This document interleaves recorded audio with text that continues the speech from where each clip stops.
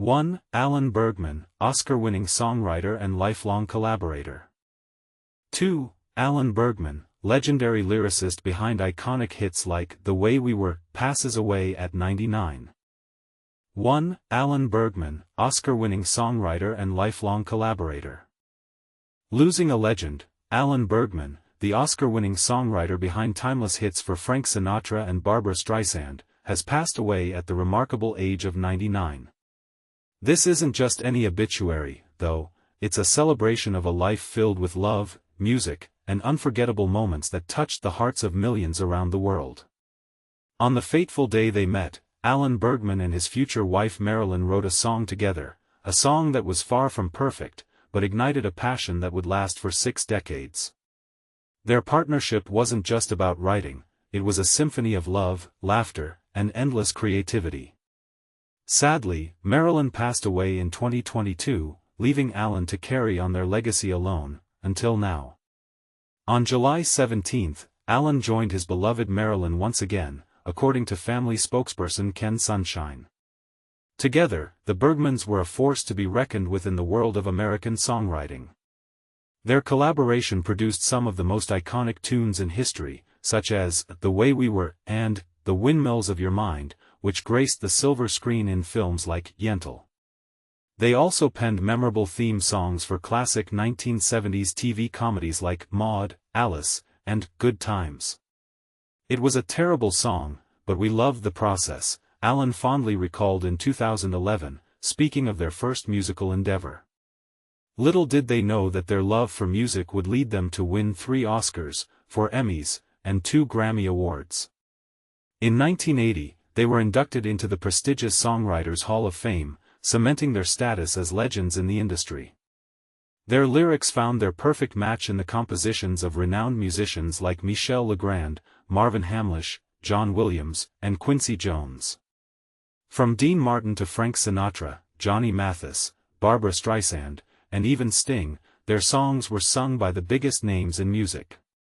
And let's not forget Barbra Streisand's heartfelt tribute to Alan on Instagram, calling him not only a prolific lyricist but also a father figure and a cherished member of her family. "We met over 60 years ago, and we never stopped loving each other and collaborating together," she wrote. "My last conversation with him was about a wonderful song he was working on." At 99, his creative gifts still flowed. I like to think he's again in Marilyn's warm embrace, and I'm sure they have started collaborating again on another song. I will miss them both. Alan Bergman's journey began in Brooklyn, New York, in September 1925, coincidentally in the same hospital where Marilyn was born a few years later. Their paths crossed in 1956, thanks to composer Lou Spence, and the rest, as they say, is history. They tied the knot in 1958 and welcomed a daughter into their loving family. Music was in Alan's blood from a young age. He wrote his first song at just 13 years old and continued to craft lyrics well into his 90s, even after Marilyn's passing. His ode to her, "Wherever I May Go," for Marilyn, stands as a testament to their enduring love. Alan pursued higher education at the University of North Carolina and earned a master's degree in music from UCLA, where he crossed paths with songwriter Johnny Mercer, the man behind the legendary Moon River. Mercer became Alan's mentor, guiding him through the intricacies of songwriting and encouraging him to relocate to California in the 1950s. "I was writing both music and lyrics in those days, and he would listen to what I was writing and critique it and encourage me," Alan shared with Jazz Times magazine in 2024. "I would not be here today without him. He was a great influence." Alan often used a baseball metaphor to describe the Bergmans' collaborative process, comparing it to pitching and catching ideas. He preferred to have the melody in hand before penning the lyrics. Composers would entrust their compositions to the couple, who would then craft words that harmonized perfectly with the notes. "We believe that words are at the tips of those notes and it's our job to find them," Alan explained to NPR in 2011. That's the adventure. Their big break came in 1960 when Frank Sinatra featured their work on his album Nice and Easy. Sinatra, who fondly referred to them as the Kids, became a close friend. Their career soared even higher when they collaborated with Quincy Jones on the song, In the Heat of the Night, for the film of the same name in 1967. The following year, they clinched their first Academy Award for Best Original Song with The Windmills of Your Mind, co-written with Michel Legrand for the film The Thomas Crown Affair. They bagged another Oscar in 1974 for The Way We Were with Marvin Hamlisch, along with a Grammy for Song of the Year in 1975. In 1983, they made history as the first songwriters to have 3 of their songs nominated for an Oscar. 2 years later, they took home their 3rd Academy Award for Yentl, starring Barbra Streisand. Streisand, a dear friend and frequent interpreter of their music, recorded over 50 of their songs and released the album, What Matters Most, as a tribute to the Bergmans and their music.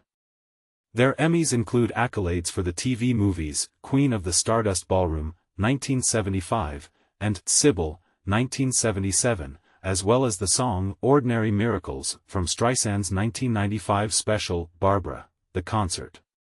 Alan Bergman's legacy is a testament to the power of love, creativity, and the human spirit. As we bid farewell to this extraordinary artist, let us remember the joy and inspiration he brought into our lives through his music. And who knows? Maybe, just maybe, he and Marilyn are already crafting their next masterpiece in the great beyond. Rest in peace, Alan Bergman, you will be dearly missed. 2. Alan Bergman, legendary lyricist behind iconic hits like The Way We Were, passes away at 99. Imagine a world without the timeless melodies of The Way We Were or the heartfelt lyrics of It Might Be You. The passing of Alan Bergman, the legendary Oscar-winning lyricist, at the age of 99 has left a void in the music industry. Bergman, along with his beloved wife Marilyn, formed one of the most enduring and prolific songwriting partnerships of all time. Their collaboration produced iconic hits that have stood the test of time, such as How Do You Keep the Music Playing, It Might Be You, and the unforgettable The Way We Were. But here's where it gets controversial. While many celebrate their work, some argue that their success overshadows other equally talented songwriters of their era. What do you think? Did the Bergmans deserve all the accolades, or were there other deserving artists who didn't get the same recognition? Alan Bergman passed away late on Thursday at his home in Los Angeles, as confirmed by family spokesperson Ken Sunshine in a statement released on Friday. Despite facing respiratory issues in recent months, Bergman continued to write songs until his final days, showcasing his unwavering dedication to his craft. The Bergmans, who